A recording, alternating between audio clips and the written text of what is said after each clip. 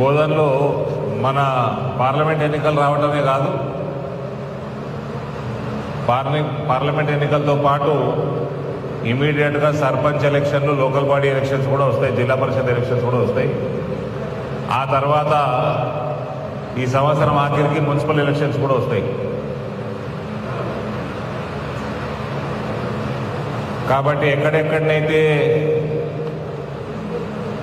Gaps ఉన్నాయో booth presidents ఇవన్నీ కూడా వారం రోజుల లోపల ఏమేమి సెటరేట్ చేయాలో చేసుకోండి. ఈ 1 వీక్ లోపల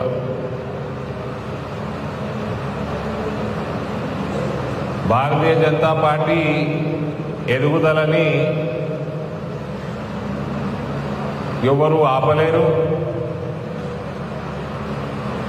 రాష్ట్ర స్థాయిలో కానీ, దేశ స్థాయిలో కానీ, ప్రపంచ స్థాయిలో కానీ భారతీయ జనతా పార్టీ పెరుగుతూ ఉంది, బీజేపీ పెరుగుతూ ఉంది. మన ఐడియాలజీ, మనకి సంబంధించిన ఓవర్సీస్ వింగ్స్, నేను విదేశ్ విభాగంలో కోర్ కమిటీ సభ్యుడిగా చెప్తా ఉన్నా, జాతీయ విదేశ్ విభాగ కోర్ కమిటీ సభ్యుడిగా. ప్రపంచవ్యాప్తంగా కూడా మన పార్టీ సిద్ధాంతం పెరుగుతూ ఉంది, సనాతన ధర్మం పెరుగుతూ ఉంది, హిందుత్వం దేశంలో బలపడతా ఉంది. ఇస్లామిక్ దేశాలు కాంపిటీషన్ మీద నేను పెద్ద గుడి కడతా అని ఒక దేశం కంటే మించి ఇంకో దేశం మన గుడులు కడతా ఉన్నాయి. ఏ దేశం నుంచి అయితే వచ్చి మన బోధన్ దాకా వచ్చి తుర్కరాజులు వచ్చి ఇక్కడ ధ్వంసం చేసిన గుడులు, అటువంటి దేశాలు కూడా ఇలా పెద్ద పెద్ద గుడులు కడతా ఉన్నాయి. నరేంద్ర మోడీ గారి నాయకత్వంలో అభివృద్ధి ఒక దిక్కైతే హిందుత్వం కూడా ప్రపంచవ్యాప్తంగా బలపడేది మనము కల్లారా చూస్తూ ఉన్నాం. ఇవాళ శ్రీరాములు వారు కూడా అయోధ్యకి రావడం, నరేంద్ర మోడీ గారి నాయకత్వంలో ధర్మం బలపడుతుందని వాపస్ ఆయన కూడా రావడం జరిగింది. అందరినీ కూడా కోరుతా ఉన్నా, కార్యక్రమాలు, మోడీ గారి కార్యక్రమాలు ఈ మధ్య వికసిత్ భారత్లో కూడా నేను చాలా గ్రామాలు తిరగడం జరిగింది. అందులో మహిళా గ్రూపులకి, యువతకి, రైతులకి అనేక రకాలైన స్కీమ్స్ లబ్ధి పొందుతూ ఉన్నారు. లబ్ధిదారుల సంఖ్య గణనీయంగా పెరిగిపోయింది మన నిజామాబాద్ పార్లమెంట్లో. సుమారు 7 లక్షల రూపాయల ఆయుష్మాన్ భారత్ మెంబర్స్ ఉన్నారు. లక్ష మంది దాకా ఉజ్వల కనెక్షన్లు తీసుకున్న ఇళ్లున్నాయి. ప్రతి గ్రూపుకి దాదాపు 12 నుంచి 14 లక్షల వరకు సగటున మోడీ గారి యొక్క రుణాలు ఉన్నాయి. సబ్సిడీ ఇంట్రెస్ట్ వాళ్ళకు వస్తున్నది. ఇలా 7% వడ్డీ కడుతున్నారు గ్రూపులు. 5% సబ్సిడీ, 12%లో 5% సబ్సిడీ మోడీ గారు కడతా ఉన్నారు. 4% రాష్ట్ర ప్రభుత్వం కట్టాల్సింది గత 8-9 సంవత్సరాల నుంచి కడతలేదు. కాబట్టి పావులా వడ్డీ వస్తలేదు. ఇవాళ గ్రూపులకి డబ్బులన్నీ కూడా మోడీ ప్రభుత్వం నుంచే వస్తున్నాయి. అందరికీ 4 లక్షల రూపాయలు, సుమారు 7 లక్షల మందికి 4 లక్షల రూపాయల జీవిత బీమాలో నమోదై ఉన్నారు. సురక్ష బీమా కానీ, జీవన్ జ్యోతి బీమా కానీ. మహిళా గ్రూపుల కోసం వాళ్ళ ఆదాయం ఇంకా పెరుగుతందుకు, వ్యవసాయానికి సంబంధించిన పనులు చేసుకోవడానికి డ్రోన్లు కూడా మహిళా గ్రూపులకు ఇస్తా ఉన్నారు మోదీ గారి ప్రభుత్వం. 2,000 కోట్ల రూపాయలు దాటినాయి ముద్రా లోన్లు మన పార్లమెంటు నియోజకవర్గంలో. 41,000 మంది స్వనిధి యోజన లబ్ధిదారులు ఉన్నారు, చిరు వ్యాపారులు. ఈజీఎస్ స్కీమ్ కింద అనేక మంది యువత లోన్లు తీసుకొని వ్యాపారాలు పెట్టుకున్నారు. విశ్వకర్మ యోజన మొదలైంది. అందులో నమోదు చేసుకున్న వాళ్ళకి 3 లక్షల నుంచి 50 లక్షల దాకా రుణాలు మంజూరైతా ఉన్నాయి. ఇవన్నీ కూడా సంక్షేమ పథకాలు గ్రౌండ్ లెవెల్ దాకా నరేంద్ర మోడీ గారి పథకాలు చేరుతున్నాయి. కాబట్టి ఇంకో సైడు ధర్మాన్ని కాపాడుకుంటూ మన ధర్మాన్ని బలపరుస్తున్నారు. కాబట్టి అంతర్జాతీయ స్థాయిలో భారతదేశం యొక్క విలువ, భారతీయుల గౌరవాన్ని పెంచుతున్నారు. కాబట్టి అన్ని రంగాల్లో కూడా నరేంద్ర మోడీ అడ్మినిస్ట్రేషను భారతదేశం ఖ్యాతి పెంచుతుంది కాబట్టి చంద్రమండలాన్ని కూడా ఇష్టపెట్టలేదు నరేంద్ర మోడీ గారు. భూమండలం ఇష్టపెట్టలేదు, చంద్రమండలం ఇష్టపెట్టలేదు. ఇవన్నిటి కూడా మనము మన ప్రాంతంలో ప్రజలకి అందేటట్టు, వాళ్ళకి తెలిసేటట్టు మనం పనులు చేసుకున్నాం కాబట్టి ఇయ్యలటి వరకు నిజామాబాద్ పార్లమెంటు, పోయినసారి పార్లమెంట్ ఎన్నిక గెలవడము ఒక ఎత్తు, అసెంబ్లీలో కాంగ్రెస్ తోటి బీఆర్ఎస్ తోటి సమానంగా ఓట్లు సంపాదించడం ఇంకో ఎత్తు.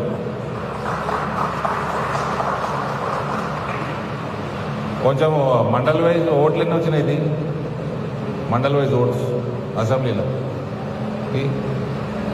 తమరు అటెండెన్స్ 2-3 మండలాలు తక్కువనాయి. ఏం చేస్తారో చెప్పండి 3 రోజుల్లో.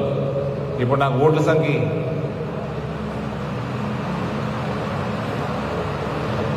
ఇటువంటి నాయకుడి కోసం ఒక కార్యకర్తగా పనిచేస్తున్నందుకు మీరు గర్వపడాలి, నేను గర్వపడాలి. ఏదో ఎంపీ అయిపోయి అవినీతి చేసుకొని ప్రతి కాంట్రాక్టర్ల కమిషన్లు మింగి కల్వకుంట్ల కవిత లెక్క మనం నడపలేదు. రూపాయి కమిషన్ లేకుండా నిజామాబాద్ పార్లమెంట్లో అభివృద్ధి చాలా బ్రహ్మాండంగా చేసుకున్నాము. ఇవాళ పేపర్లలో కూడా గత కొద్ది రోజుల నుంచి నేను ఫాలోఅప్ చేస్తున్నా. ఇవాళ పేపర్లలో కూడా మనకు 120 కోట్లతోటి మన ఫ్లైఓవర్ కూడా శాంక్షన్ అయిపోయింది బోధన్ టౌన్లో.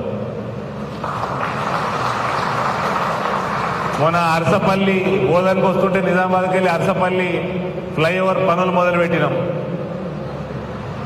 ఎన్ని పార్టీలు కానీ ఎందరు ఎంపీలు మస్తు మంది వచ్చిండ్రు పోయినరు.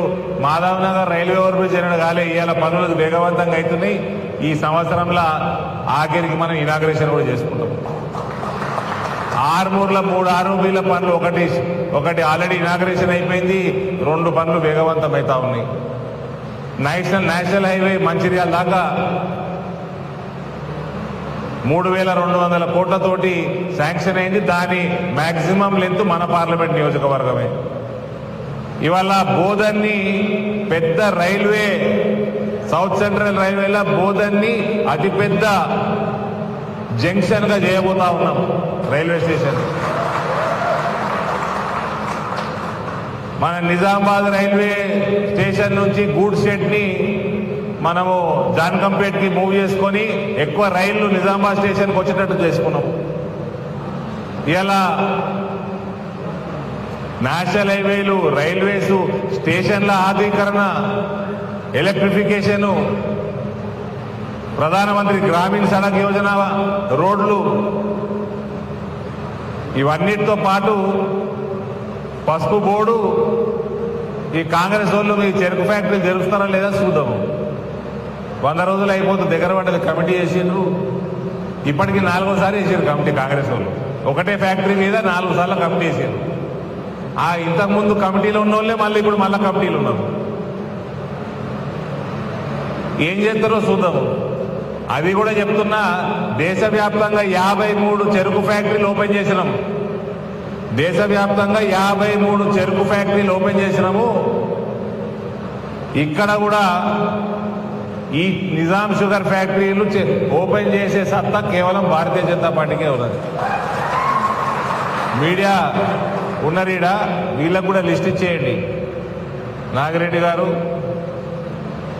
షుగర్ ఫ్యాక్టరీలు 53 దేశంలో ఎక్కడెక్కడ ఓపెన్ చేసినామో బోధన్ మీడియాకి సాఫ్ట్ కాపీ పంపించేయండి. ఎక్కడుండే నాగిరెడ్డి, ఎక్కడుండు?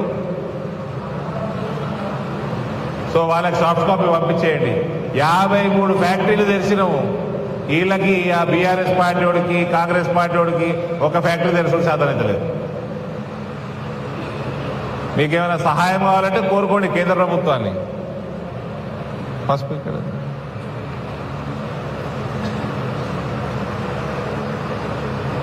చరిత్ర తిరగరాసినాము. నిజామాబాద్ పార్లమెంట్ల ఎవ్వరు చేయలేనివి ఇక్కడ చేస్తూ పెట్టాము. అసెంబ్లీ స్థాయిలో కూడా పార్లమెంట్ మొత్తం ఓట్ల సంఖ్య పెరిగింది, పార్టీ బలపడ్డది. అందరి సీనియర్ కార్యకర్తల్ని కోరుతా ఉన్నా, దయచేసి పార్టీకి తోటి కలవండి, పార్టీని బలపరచడంలో మీ సహకారం అందించండి. రానున్న కాలంలో ఈడ మెజారిటీ బోధన్ నియోజకవర్గం నుంచి పోయినసారి 6,000 మైనస్ ఎంతో అయింది.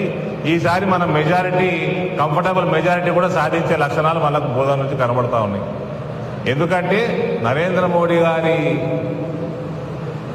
సంక్షేమ పథకాలు ఇంటింటికి చేరినాయి. అన్ని రకాలుగా అన్ని రంగాల్లోనూ మోడీ గారి నాయకత్వం బలపడ్డది. భారతీయ జనతా పార్టీ మన ప్రాంతంలో బలపడ్డది. దయచేసి అందరూ కూడా ఎలక్షన్లు వస్తున్నాయి కాబట్టి ఈ ఎలక్షన్లలో నేను చెప్తా ఉన్నా, పార్లమెంట్ ఎన్నికలు అయితే మోడీ ఎన్నికలు. మోడీ కోటేయాల లేదా ప్రతి భారతీయుడికి తెలుసు. ఓళ్ళని అడిగినా ఏ పార్టీని అడిగినా మోడీకే ఇస్తామంటున్నారు. కాబట్టి సీనియర్ కార్యకర్తలకు చెప్తా ఉన్నా, ఎవరికైతే లోకల్ బాడీస్లో కంటెస్ట్ చేసే ఉద్దేశం ఉందో, ఎంపీటీసీగా అయితే మీ గ్రామంలో, జెడ్పీటీసీ అయితే మీ మండలంలో ఎక్కడి పనులు సెట్ చేసుకోండి. బూత్ స్థాయిలో ఆర్గనైజేషన్ పెంచుకోండి.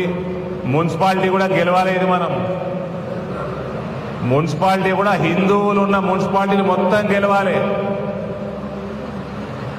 తుర్కోళ్ళు ఉన్న మున్సిపాలిటీలు ఏం చేద్దాం నేను చూస్తా, అవన్నీ నాకు వదిలేను. రవి హిందువులు ఎక్కువ ఉన్న వార్డులన్నీ కూడా మనం గెలవాలి. పర్ఫార్మెన్స్ బట్టి పార్టీలో అవకాశాలు దొరుకుతాయి. పని చేస్తేనే అవకాశం దొరుకుతుంది. నాకు టికెట్ పోయినసారి ఇచ్చారంటే రికమెండేషన్ కాదు, పని చేసుకున్నాం కాబట్టి ఇచ్చింది. ఇప్పుడు మళ్ళీ ఇస్తుంది, ఎందుకంటే అసెంబ్లీలో మేము పర్ఫార్మెన్స్ చేసినాం కాబట్టి ఇస్తుంది. కాబట్టి ఒకసారి పోయినసారి అసెంబ్లీ అభ్యర్థి లేకుండే 2018లో ఎవరు లేరని 6 తెచ్చిపెట్టారు. గట్ట లేదు పార్టీ. ఇప్పుడు అభ్యర్థి ఎన్నికలని ఇంపోర్టెడ్ అభ్యర్థి తెచ్చుకునే పరిస్థితి భారతీయ జనతా పార్టీ నిజామాబాద్ పార్లమెంట్లో లేదు. కాబట్టి సీనియర్ లేదు, జూనియర్ లేదు. పార్టీ పట్టు ఎవరు పెంచుకుంటారో వాళ్ళకే టికెట్లు వస్తాయి. పార్టీని గెలిపించేటోడు ఎవడో, ఎవరైతే కార్యకర్తల్ని ముందుండి నడిపిస్తారో, పార్టీని పెంచుతారో అటువంటి వాళ్ళకే టికెట్లు, అటువంటి వాళ్ళకే సహకారం, అటువంటి వాళ్ళకే విజయం.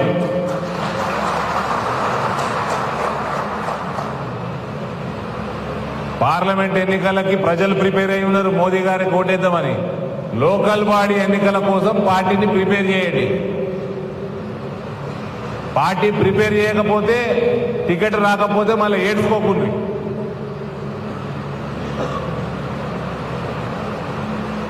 ఆర్గనైజేషన్ని స్ట్రెంగ్తన్ చేయండి. నేను 5 ఏళ్ళు ఎంపీగా ఉన్నా. ఇవాళ తెలంగాణ వ్యాప్తంగా ఒకటే పార్లమెంటు, ఏడ కూడా డిపాజిట్ ఇవ్వలేదంటే ఇదే పార్లమెంటు. ఏ పార్లమెంట్ లేదు. మొత్తం 7 నియోజకవర్గాలలో డిపాజిట్లు వచ్చినాయి. కాంగ్రెస్ తోటి సమానంగా దాదాపు ఓట్లు వచ్చినాయి. వాళ్ళతోటి సమానంగా ఎమ్మెల్యేలు గెలిచినాం.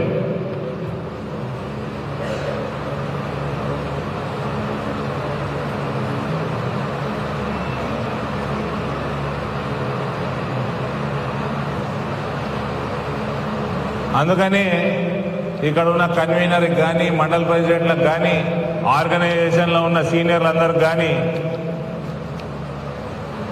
మొత్తం పార్టీని బూత్ స్థాయిలో బలపరిచే కార్యక్రమంలో ఉండండి. వారం రోజులలో నాకు రిజల్ట్ కావాలి.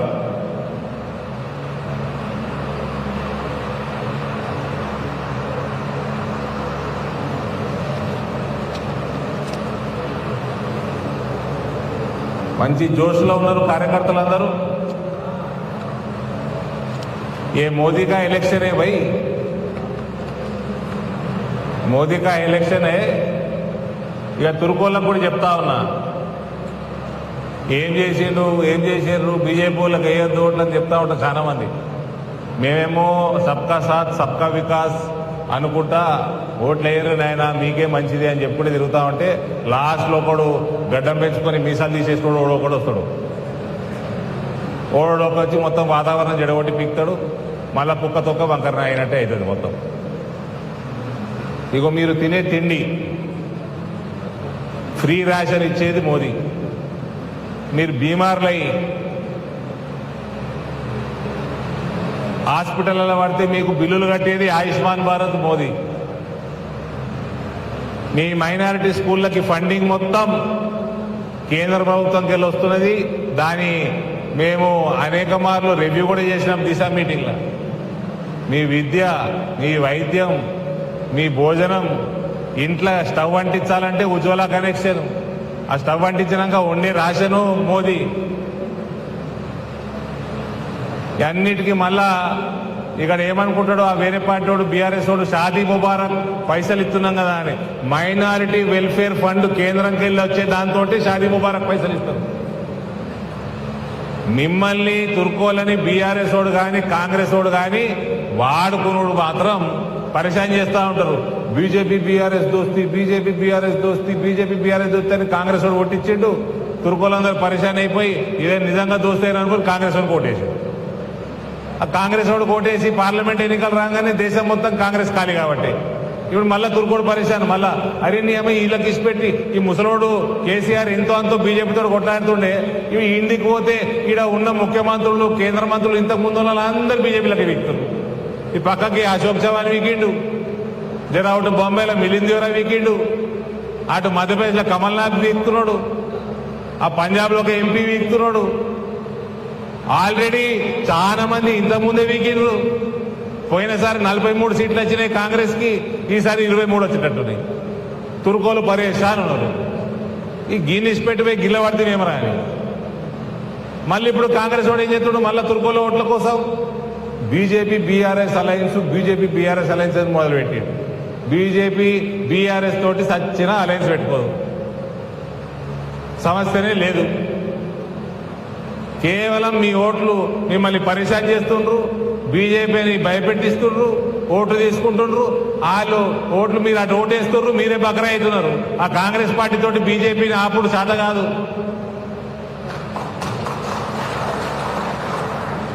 సేవ చేసేది మేమే, మీకు భోజనం పెట్టేది మేమే, మీకు బీమార్లు వస్తే ఇలా చేపించేది మేమే, మీ పోరగాన్లకి విద్య చెప్పేది మేమే, మీ పెళ్లిళ్ళు అయితే షాదీ ముబారక్ పైసలు ఇచ్చేది కూడా మేమే.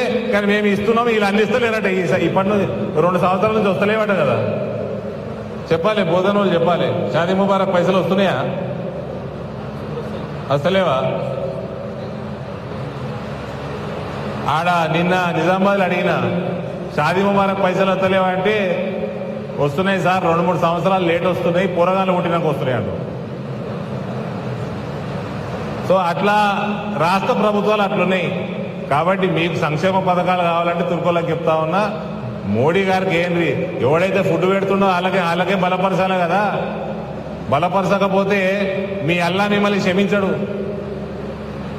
కాబట్టి మీరు కూడా మోదీ గారిని బలపరచండి. దేశం సురక్షితంగా ఉంటుంది, సుభిక్షంగా ఉంటుంది, మీరు కూడా బాగుపడతారు. ఇంకా సంక్షేమ పథకాలు ఇంకింత అందుతాయి మీకు.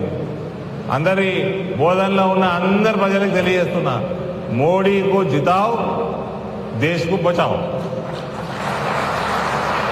भारत माता की